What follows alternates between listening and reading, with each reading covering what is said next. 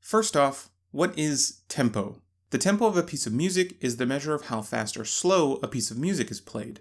Think of it like a speedometer for music. In most modern sheet music, you will see something like this. This is a tempo marking that tells you exactly how fast or slow the music should go, and it follows this basic format. First, you will see a note.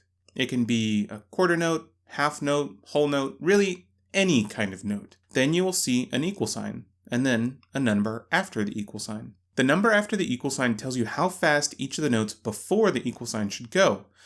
But there's also something that is implied in this number that usually does not get printed on the sheet music. The number by itself doesn't really help us. Quarter note equals 76 what? 76 cakes per hour? 76 miles per second? The number is only useful if we also know the frame of reference it's referring to, and that frame of reference is BPM, or beats per minute. So if we have this tempo marking of quarter note equals 76, it means that there should be 76 quarter notes per minute. Let's take a look at an example.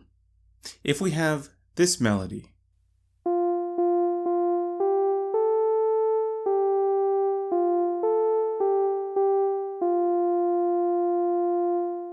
and this tempo marking, we can use a metronome that is set to 76, and this is how fast our quarter note should be going. So it should sound something like this.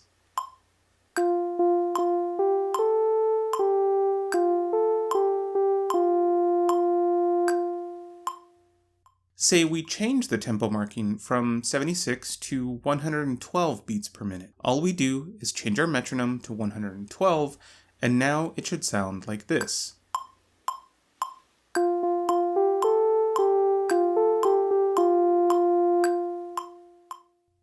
But what if you don't see a tempo marking in this format? No numbers, no equal sign, no note, and in its place you see a word, or words.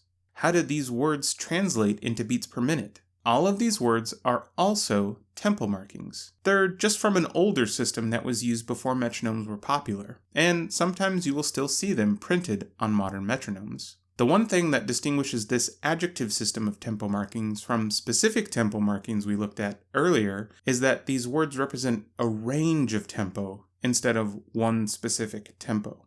For example, on the slower side of things is largo, which is anywhere from 30 to 60 beats per minute. From there, you have larghetto, adagio, andante, moderato, allegro, presto, and prestissimo.